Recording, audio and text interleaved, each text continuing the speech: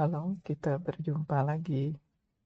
Kali ini kita akan belajar tentang desain pattern, bisnis delegate pattern, gitu ya. Nah, apa fungsinya bisnis delegate pattern? Nah, kita lihat sama-sama ya.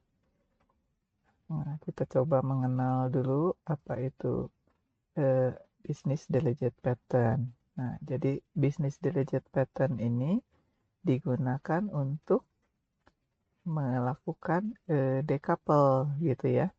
Decouple antara bagian presentation tier atau biasanya UI gitu ya dengan bisnis tier atau bagian proses bisnis. Biasanya kalau kita misalnya eh, mengembangkan aplikasi dengan konsep MVC gitu kan, maka kita punya bagian layer paling bawah adalah model yang hubungan ke database gitu ya, ke basis data kita. Kemudian bagian tengah itu adalah controller gitu ya. Nah, ini adalah yang bisnis, biasa disebut bisnis tier-nya. Di sini perhitungan-perhitungan, pengaturan, eh, apa proses-proses gitu semua di situ ya. Nah, di MVC V-nya tuh paling atas view-nya ya. Nah, ini untuk yang UI-nya tampilannya gitu. UI atau UX gitu ya, user experience. Itu di sisi tampilan. Nah, jadi bisnis delegate ini kita akan mendecouple jadi antara view dengan controller ini. Jadi antara view dengan controller kita jauhkan gitu ya, decouple. Nah, tapi meskipun dijauhkan kan mereka tetap perlu berhubungan. Nah, hubungannya diatur menggunakan bisnis delegate pattern ini gitu ya. Jadi bisnis delegate pattern akan berperan di tengah-tengah di sini antara view dengan controller gitu ya, dengan bisnis proses atau bisnis tier. Nah, jadi digunakan untuk mengurangi komunikasi antara view dengan controller itu atau menyediakan fungsi remote lookup. Nah, itu istilahnya ya.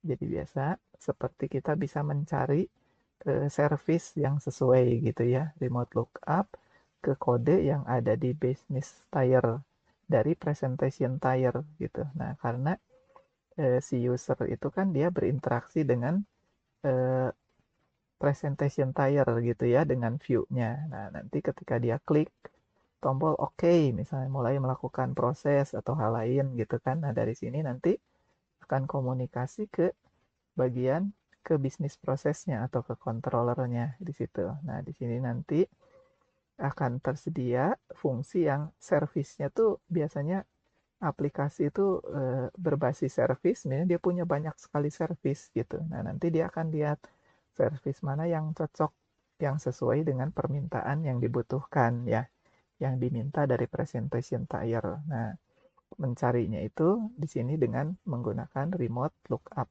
gitu ya, ke dalam kode-kode di bisnis tier yang tersedia di bisnis tier seperti itu. Nah, nanti sebenarnya pada gilirannya kalau dia berhubungan dengan data dari bisnis tier juga akan berhubungan lagi ke sisi modelnya, ke database ya. Nah, tapi dalam cerita ini kita batasi hanya antara layer view dengan controller gitu ya, atau UI dengan bisnis tier-nya. Oke, nah entitas yang terlibat di dalam kelas diagram kita gitu ya. Nah, kita lihat dulu kelas diagramnya. Nah, di sini kita yang pertama punya ini tuh cuma untuk main-nya ya, sebagai demonya. Jadi ini kelas tesnya, kelas demonya, ini main ya. Nah, dia akan menggunakan eh, kelas-kelas yang ada di sini dan dia menggunakan klien. Nah, ini ceritanya klien itu adalah UI-nya gitu di sini. Jadi sisi UI-nya itu adalah klien di sini, ini main programnya. Nah, main program ini ketika mewakili user kan misalnya berinteraksi dengan klien, nah klien itu nanti membutuhkan layanan yang ada di sisi bisnis tier gitu. Nah, layanan di bisnis tier-nya itu sebetulnya adalah yang ini. Nah, yang bagian ini ya. Nah, bagian ini, yang satu ini adalah interface-nya, ini interface-nya, dan kode aktualnya ada di sini gitu. Kita punya ceritanya kalau di Java tuh emang di Java Enterprise ya, ada EJB service, ada JMS service gitu. Dan service oriented arsitektur ini juga biasanya dipakai untuk aplikasi yang besar, emang level enterprise. Jadi EJB itu Enhanced Java Bean gitu ya, ada service Enhanced Java Bean. Kalau JMS itu Java Messaging Service gitu. Nah, tapi di sini kode kita akan simple aja ya. Jadi tidak akan mengimplementasikan dua hal ini gitu. Nah, cuma ceritanya ini adalah jadi proses bisnis aktual yang bisa dikerjakan, diminta dari klien sebenarnya ini EJB service dan JMS service. Kemudian dia punya interface di atasnya. Dia punya interface di atasnya. Di sini bisnis service. Nah, untuk menemukan bisnis service yang sesuai itu akan dibantu dengan bisnis lookup ini.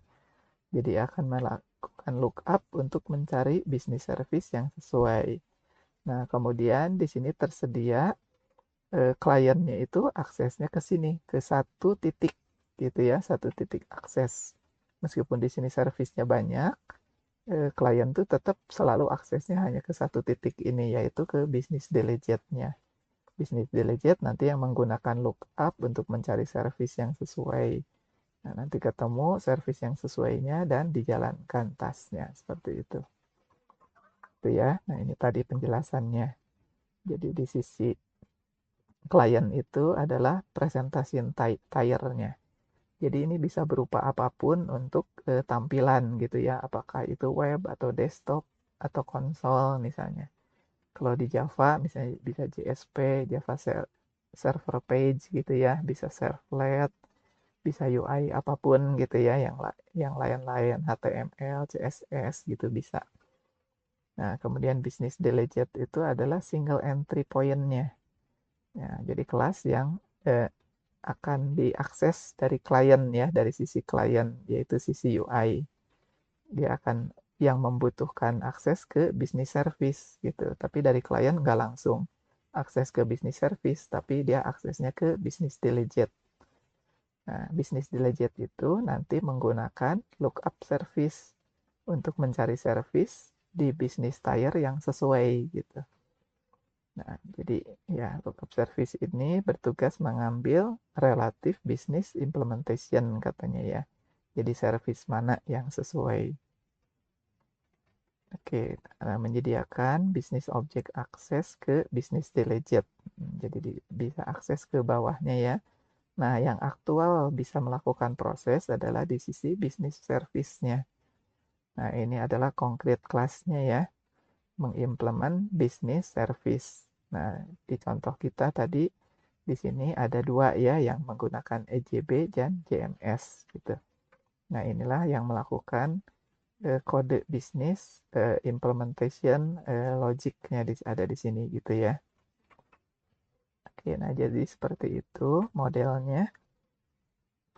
Jadi sebetulnya user menggunakan UI gitu, kemudian dia melakukan proses.